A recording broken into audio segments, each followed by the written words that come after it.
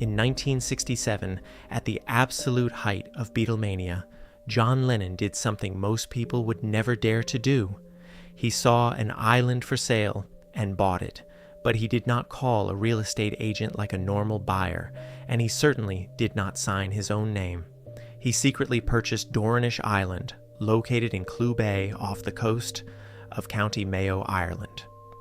He paid just $700 for 19 acres of rugged land, completely surrounded by water and offering wide panoramic views. If you think John Lennon only ever wanted the world's attention, you have his story completely backward. This purchase was the exact opposite of a spotlight. It was a desperate attempt to disappear from the screaming fans who physically could not reach him across the bay. He was living inside constant noise, dealing with a level of fame where his name had turned into a massive public event rather than a personal identity. He desperately needed a place where he could just be a person again. The way he bought the property matched his chaotic life perfectly. He spotted Dornish through a newspaper ad, marking an impulsive moment in a period that involved LSD and a friend nicknamed John Magic Alex Iverson. He stayed entirely anonymous, having the Beatles' manager, Alistair Taylor, place the bid for him. Anonymity was a crucial layer of protection because the world had learned to constantly chase him. This was not a polished, ready-to-live-in estate. It was raw isolation you could literally touch. But Dornish was more than just a geographic escape. It was deeply tied to a quiet, private hunger for his Irish roots, which he was embracing more and more as time went on. When life feels unreal, people look for a connection that does not change when the world changes. Dornish offered exactly that. That same pull toward his heritage sparked a deep search for answers. Around 1974, after the Beatles had officially broken up and his personal life was going through major shifts, Lennon turned his attention backward. He had been raised primarily by his Welsh maternal family in Liverpool, making that the childhood base he knew best. Because of that upbringing, the Irish thread on his estranged father's side had easily faded into the background. But his father, Alfred Lennon, had written a manuscript. That long-planned piece of writing helped push Lennon to look at his family line from a completely new angle. He wanted to know if the Lennon name was authentically Irish on his paternal side, or if it was just a fabricated story. To find a grounded answer, he consulted a thick reference book by Edward MacLeisott called Irish Families, Their Names, Arms, and Origins. The discovery he made inside those pages feels like a striking echo across the centuries. The name the world saw printed on millions of records was an anglicized form of the Gaelic O Leanayan, or O Leonayan. Anglicization is not just a casual spelling change. It represents the sound of one culture being forced to fit inside another culture's mouth under British rule in Ireland. The tiny prefix O meant descendant, functioning as a signal that the name was deeply tied to a specific family line. When families faced the pressure to survive in an English-speaking system, that O was dropped. The name lost a piece of its history, carrying a silent scar of adaptation. Yet, the core meaning survived perfectly intact. Oleanain means descendant of Leanan. In Old Irish, the word Leanan translates to lover, sweetheart, or paramour. Other sources point to a slightly different thread, tracing to the word lian, meaning a cloak or a mantle. A cloak is what you wrap around someone to protect them from the cold, making both translations incredibly intimate and warm. In 1967, John Lennon authored the song All You Need Is Love, putting a global message of universal affection out into the world. He did not invent the tender meaning hiding underneath his own surname. He simply inherited it. the man who wrote the world's most famous slogan about love was carrying a family label that already meant descendant of a lover. That Gaelic discovery also tied him to musical forebears in Dublin and County Down. But the real story of how his family moved from those Irish places into England is far harsher than a simple song lyric. For decades, family trees and smooth biographies repeated a completely false legend. They claimed his grandfather, Jack Lennon, was born in Ireland. Once John Lennon's life became incredibly public, these scraps of unverified rumors, fueled heavily by Alfred Lennon's unchecked manuscript, turned into established facts. Then careful genealogists stepped in and looked closely at primary records. They checked birth certificates, censuses, and immigration documents, crossing one record against another to expose the truth. They found that Jack Lennon was actually born in Liverpool in 1855.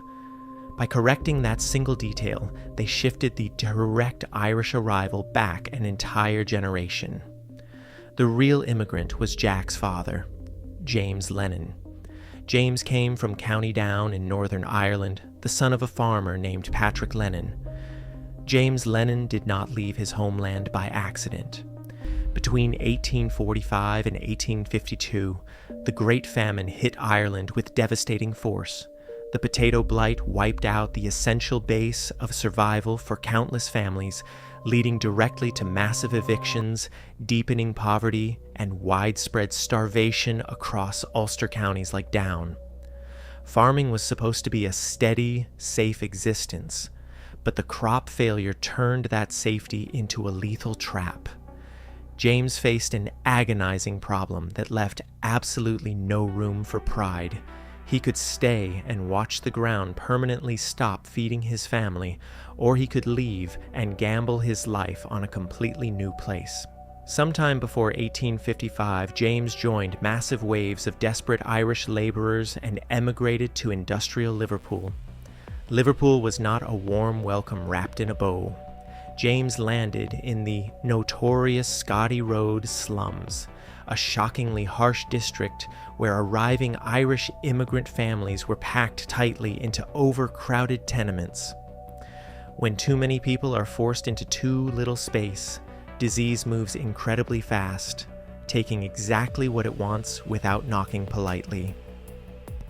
James worked terribly low-paid manual jobs, doing brutal dock work, carting, and whatever exhausting odd jobs he could find just to secure the next meal. The harsh reality of that slum life brought a devastating consequence that your earlier, heavily cleaned up family trees completely omitted. The updated research uncovered extremely high infant mortality, revealing that several children died young in those grueling early Liverpool years. Omitting those tiny lives made the family history look unnaturally clean, hiding the true price they paid to survive. The surviving family pushed through the darkness by relying on sheer grit, community networks, and church aid. They leaned heavily on other immigrants who were living through the exact same fight. Over decades, later generations finally found steadier ground by working as seafarers and musicians. John Lennon is the living result of that long, brutal chain of endurance. The maternal side of his family carried its own deeply entrenched myths. Earlier accounts painted a charming picture, claiming an ancestor named John Millward belonged to a South Wales pub family. It sounded like a warm, familiar business.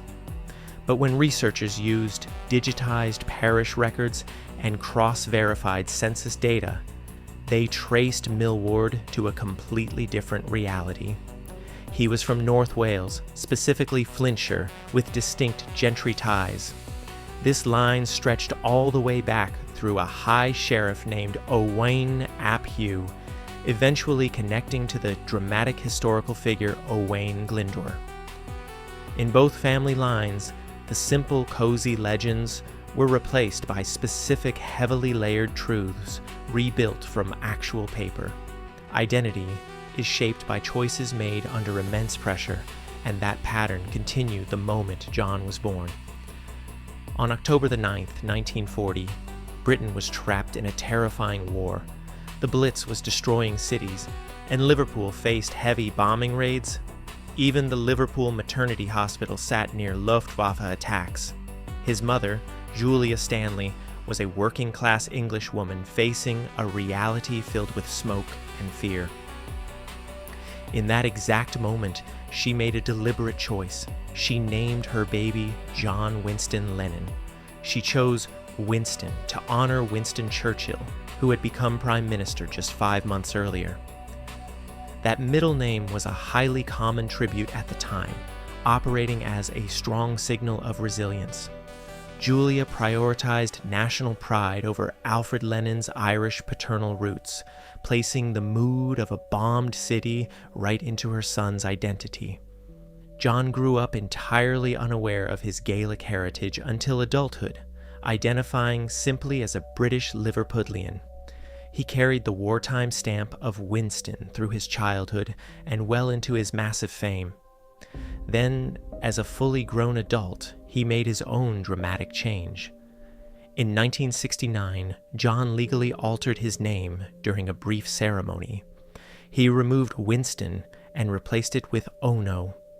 He stripped away the heavy wartime symbol chosen by his mother during the Blitz and swapped it for a name representing his adult life and his deepest relationship.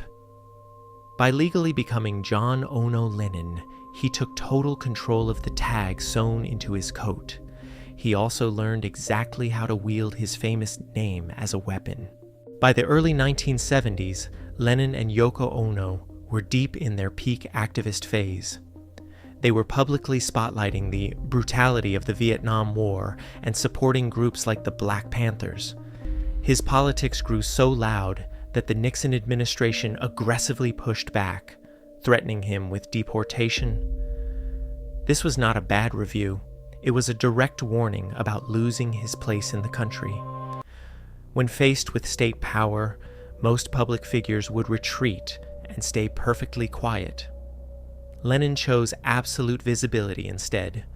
On April 22, 1972, he stepped right into a massive anti-war march in New York City.